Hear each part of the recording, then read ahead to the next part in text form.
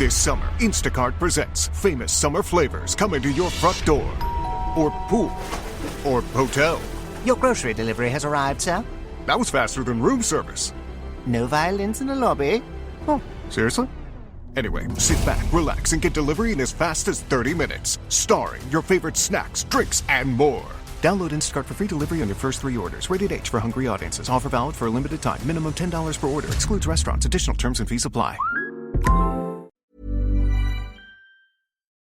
We acknowledge the traditional owners of country throughout Australia and recognise their continuing connection to land, waters and culture. We pay our respects to their elders past, present and emerging. Welcome to This Song Is Yours, a music podcast where we chat to a new guest each week, talk about their life and creative endeavours, and talk to them about some of the music they love. Our show works by chatting to our guests about music, their songwriting techniques, and occasionally getting them to make you a playlist of the songs they love. Welcome to episode 142. I'm your host, Simon Fink. Our guest today is Death by Denim. The Perth 4-piece are releasing their eclectic second record today, entitled Moonbow. In today's episode, we're speaking with Pallé and Nik from the band about how they approached the sometime difficult second record, working with Andy Lawson, and we discuss the music of the Weeknd. Here we go. Our guests today are 2 of the members of one of the most exciting and eclectic bands out of Perth at the moment. Having released their debut record Sleepless and Sunkissed back in 2020, today they released the incredible follow-up, which is entitled Moonbow. Please welcome to This Song Is Yours from Death by Denim, Nik and Pallé. Good morning, gentlemen. How are you?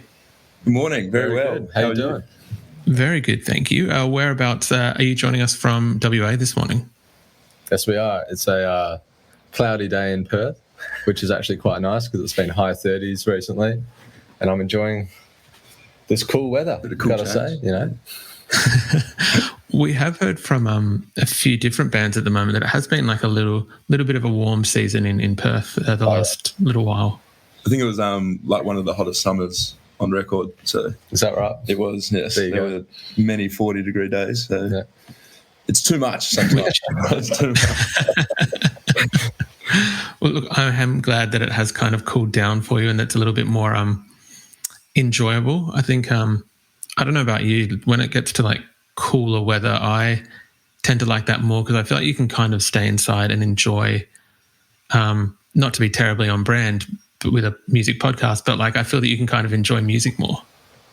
Well, for me, it's like when we're doing like a writing day or a demo day and we're just sweating and it's just no fun, you know, because our studio environment is usually very disorganized at home and not very comfortable at the best of times. So the heat is no good in conclusion. Yeah, I can imagine it's not kind of ideal to be recording or playing an instrument and just seeing like the beads of sweat kind of drop down. Yeah, no. Stings the eyes, you know. Blind. We're blind. It is a very exciting day for yourselves and for the band. Your second record, Moonbow, is out today. Congratulations. Thank you. Yeah, very excited. It's been a long time, I guess. Our first album came out in 2020, so a whole extra season of the pandemic, and we're here. So we're happy to be here. Very keen, though. Very keen. Yeah. Of course, the first record that you're referring to, Sleepless and Sunkissed, did come out in 2020. Was the plan to always kind of follow it up within, I guess, 2 years, or was it kind of due to COVID that you guys jumped back into the studio? I think literally the week after that album was released, we were back in the studio just for like a routine kind of song session. And we did 3 songs and we were just like, ooh, this is a bit new.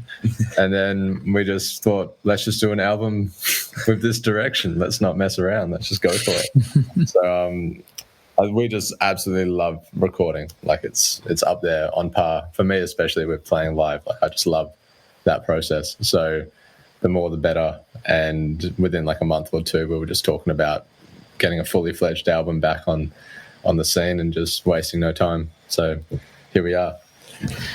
It is a gorgeous record. This record, I feel, sonically kind of manages to blend. We've got indie rock, psych rock. There's some R&B, some electronica. Yes. Almost a little folky Beatles-esque kind of stuff. You guys have really kind of not left anything out, but I mean that in a good way. It seems to kind of work magnificently.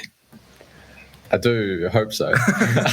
Well, I think especially in the way we recorded it, and I mentioned before we did initially 3 songs, and I think each of those 3 had a slightly different vibe, and we kind of pushed that out and explored that for the rest of the whole 14-track album. So there's a few different moods, but it's just been, I feel it's a bit more cohesive still than the first album. We've kind of known what we're doing a bit more, and it's largely just been more about the songs rather than trying to find one sound for them, just seeing whatever the song needs.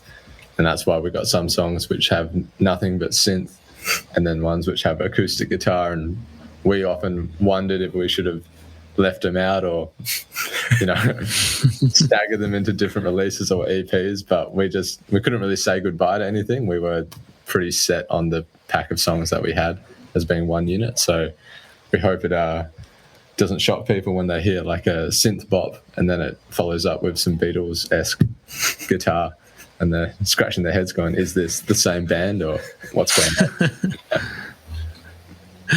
I think you guys have kind of blended it together quite well, and it does seem to really work. I'm curious, I guess, when you, as you said, you've got the 3 songs.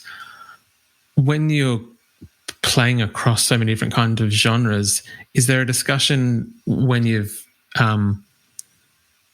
got all your songs? I imagine, like any other band, and if it's not the case, congratulations, but like any other band, there are some songs that don't quite meet the standard, or that aren't, you get to the end and it's not as it's not the A or even the B kind of material, it's more the stuff. Anyway, I'm curious, with like B-sides or things that didn't quite make the record, how do you go about picking those so that the album doesn't tend to lean into one genre too much? So I think for this one we had one song which we cut. That we recorded. Yeah. I think there are a couple that we were demoing and that kind of thing, which we thought didn't deserve the time. But for us, it was just listening to all the songs we had and trying to find like an order or just place them all. And there was one song where we're just like, it's just another song. It's not really adding any value to this record, even though it's fun to listen to. It's just like, it's not unique in any way, and that's why it was very hard to cut any more than that, because every song is kind of unique to itself. So when you take it out, you're taking out like a whole mood from that particular album, which wasn't easy to just chop one in this, because 14 songs is, it's not a small album. It's a decent song for us album, at least, compared to the first one. So there was a lot of talk of cutting like 2 or 3 tracks, but I was pretty firm myself in defending all songs. What is the process like when it does come to kind of picking that song selection? Is it like a King Arthur round table kind of thing where everyone gets their vote, or is it what's the situation like? Definitely, yeah. I mean, we all get our say, and I think with this album especially... I've got a sword in his back right now. Just you can't see off camera. There is a small knife underneath, under the table. Yeah. I'm bleeding out. With this album, especially because of like all the different moods, I think everyone has like their certain favourite songs. So like, my favourite song is completely different to Pallé's, who's different to George's and Hamish's. And so then it becomes so tough to cut out whatever, because my opinion isn't greater than whoever's opinion.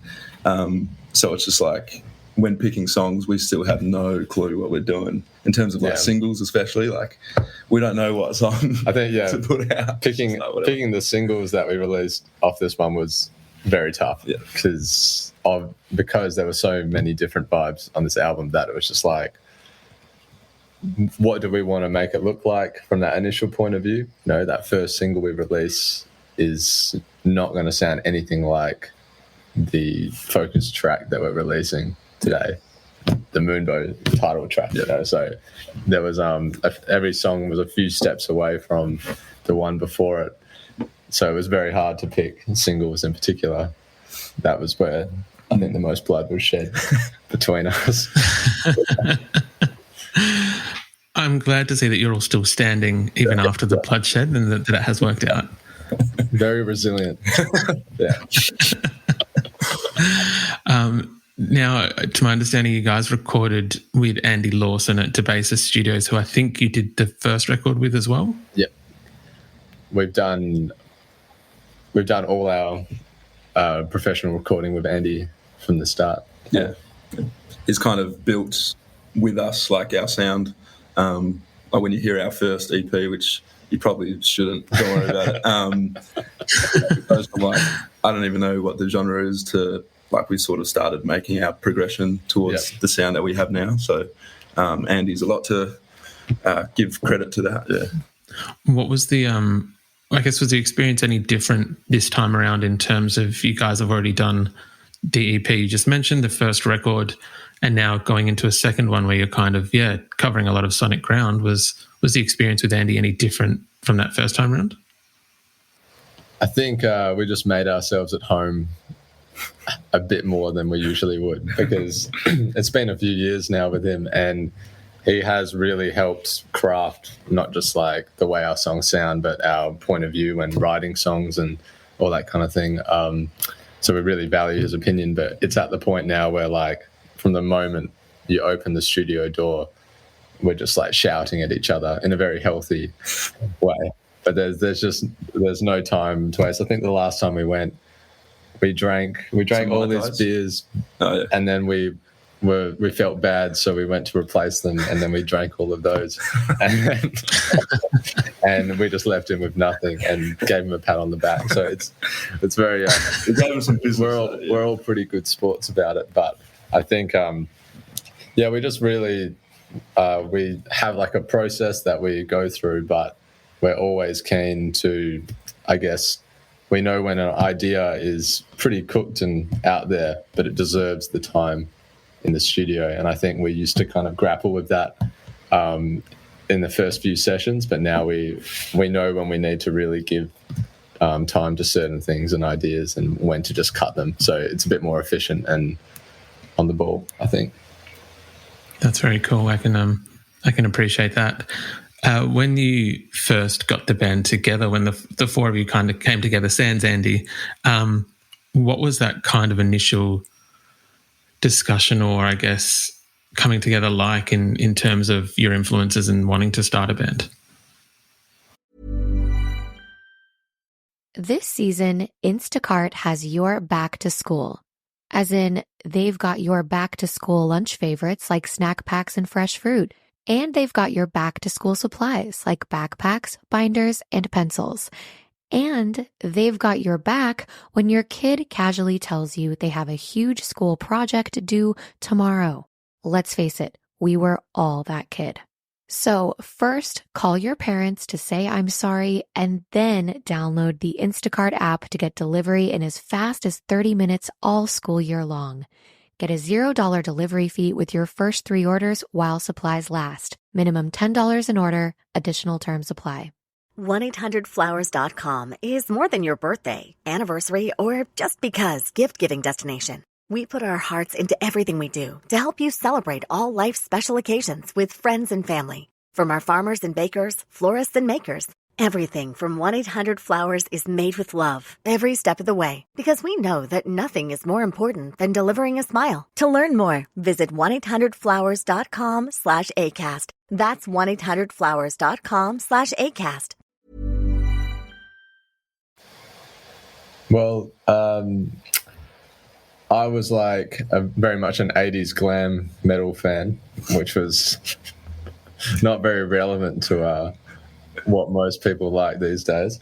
And Nick had a lot of hip hop influence. And I think just in terms of contemporary music catalogue, I think Hamish and George listen to the most music daily and are the most like passionate about finding new artists, and like whereas I like these days myself, I don't even really listen to much music. I just find it influences me too much in what I'm playing, so I just kind of like playing. So I'm useless when it comes to referencing artists that we're trying to sound like and that kind of thing, whereas they really bring that knowledge to the rhythm section and all those ideas. So I think when we started out, it probably took a few months before we all really gelled and we could match all the influences together and really jam and get a good sound out. It took us a while to figure out what we actually sounded like or wanted to sound like. And I think even the first EP, when we recorded that, we were like, oh, wow, this is what we sound like, because we'd never heard ourselves like on record as a band before. So it was like, oh, it's kind of like this Brit rock, like raw rock and roll sound. And then that was a good place to kind of see how that related to people. That was just our live show. So after that, we became much more considerate of what we wanted to put in the songs and the direction we wanted to go. So it's been a bit of a long journey to get to this point musically, I think. Now that you're at this point, it kind of has been a bit of a journey for you. I know that the first record had Cigarettes and Honey, which I believe was a huge track on Triple J, and now with this record as well, you guys have been signed to Warner Music Australia, which is a kind of a huge step forward as a band. Congratulations on that as well. Very much. How did that whole kind of thing come about? Because that is one of the nicest things you can have happen as a band, is signed to a decent sized major label. Well, I think we haven't been wanting to jump into anything. Like we've really taken our time, especially with management, and we haven't just been like running at the first thing that comes.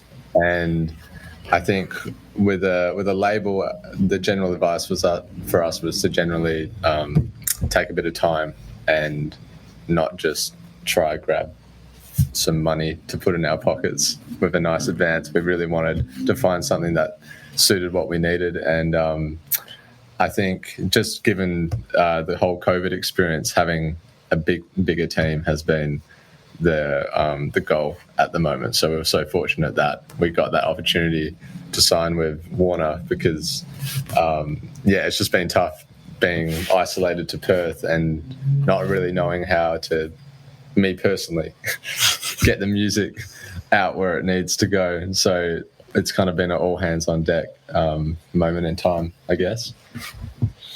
And it's come at the right time. Yeah. Yeah, of course. Just kind of touching on what you were just saying in terms of being in Perth during COVID, and I know that for a long period of time, Perth was doing really well in terms of kind of being able to have gigs and events. What was the experience like, I guess, being in... Well, that's what it was like from an outsider's perspective. What was it like being inside that kind of bubble and being able to have gigs and kind of go out and do things during that time? It was really good, like amazing at the start when, like selfishly, we would look at over East and it would be like crazy lockdowns and stuff, and we were able to play shows as normal. I think after, a year, it became a bit of like, I don't know, we're just playing to the same people. Yeah. Punter fatigue, I think is the... Punter fatigue. is the term. I think it was a really great time last year for upcoming bands in Perth, especially because just going to gigs in general has just become such a popular thing to do rather than like going out to clubs. I think gigs has been where it's at in Perth, and there's been so many great bands coming through. I think for us, especially those first few months of gigs were pretty crazy. It was just like everyone was just fully on board. And then I think at the end of last year in particular, it was a bit like, we're we're ready to leave Perth. You know, there's only so much you can actually do in one place before you just start playing the same gigs to the same crowd and that kind of thing. So I know if my favourite band was saddled up in Perth and playing every week, I'd probably go to about 3 shows and then be like, cool today. You know. So and even for us, like we were getting so used to touring around Australia pre-COVID that's really been just the goal. That's been the chase for us. That's started to feel like home, I guess. We just wanted to get on the plane, so we're pretty excited to get on the plane next week. You know. Of course. Well, that's what I was going to kind of lead into. We've got the Moonbow album tour with Old Merv that starts on Saturday. You've kind of already answered it, but how excited are you to kind of get on that plane and go see your mates on the East Coast and kind of play some shows where you don't recognise all of the faces? Pretty keen. Yeah, it's hard to even how excited we are, I think. We were able to get off one tour last year. It was kind of like a staggered tour. We weren't able to go to Melbourne. So we haven't been to Melbourne in 2.5 years, and that will be our first gig there. So we're like keen to go everywhere, but like we haven't been to Melbourne for 2.5 years. So it's just like it's going to be a bit surreal being there again, and just playing like, you know, we're playing bigger stages this time around. So you know, we're pumped about that, and we've got a new live set playing new songs. So we're playing a bunch of new ones off the album, probably too many. So.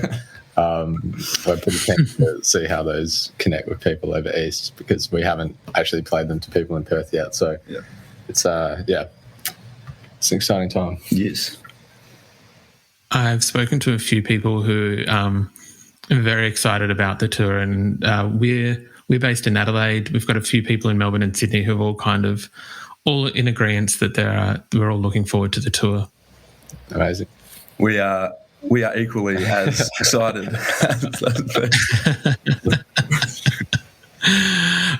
Nik and Pallé, we would usually ask, I guess, what they're currently listening to. If at the moment, if there's anything that you're kind of taking, I know you mentioned before you're not listening to a lot of current music at the moment, but if there's anything on your record player or streaming service respectively that you're enjoying. There's a couple that Hamish, our drummer, has told me or like brought up. Is like Eve's Chimera. Yep. And then there's Nilofer Yanya, I think her name is. Yeah. I'm pretty sure they're British artists, but like they're just doing like some really cool stuff, and like we like so much different kinds of music. I think completely. So it's just the Weeknd's last album I was actually getting quite into, Dawn FM. That was the one thing I was listening to for a good 3 weeks, I think. That was on in British. Yeah, and I thought that was an amazing album, just the way it kind of the way it was promoted, and it was all just like one look and one visual, one concept. I just thought it was awesome. So that's inspired me very much for whatever's next to come, is just trying to have a bit more of a fully fledged concept around the entire next album or next EP or whatever it is that way. And no, I won't be able to sound like The Weeknd. I was going to ask if... I want you to sing as good as The Weeknd. Yeah. I was hoping you'd also say Jim Carrey would be appearing on the next Death by Denim record, but... We might have to get like Chris Rock or something like that. I can't get rid to do that. Look, what's the Australian equivalent? We'll get Carl Barron or I don't know, someone. We'll get someone for you guys. Yeah, we'll get like Josh Lawson or something. Perfect. Nik and Pallé, thank you very much for your time today. I do appreciate you coming onto the podcast, and congratulations again on Moonbow, which is out today. No worries. Cheers, Simon. Thanks for having us. Cheers for having us.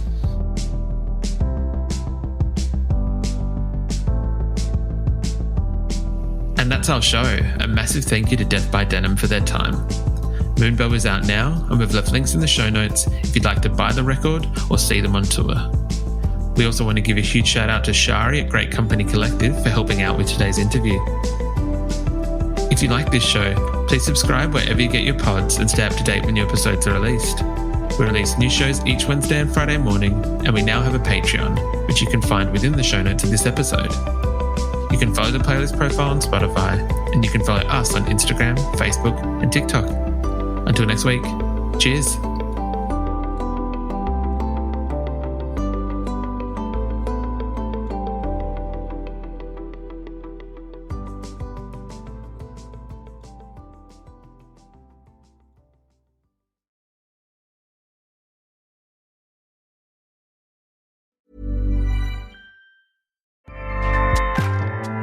Acast powers the world's best podcasts. Here's a show that we recommend.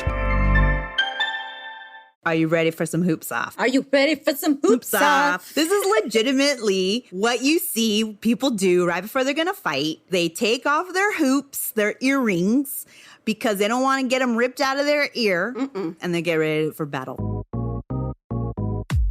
Hey, I'm Liz. And I'm Karen. And you're listening to Hoops Off from Luminary.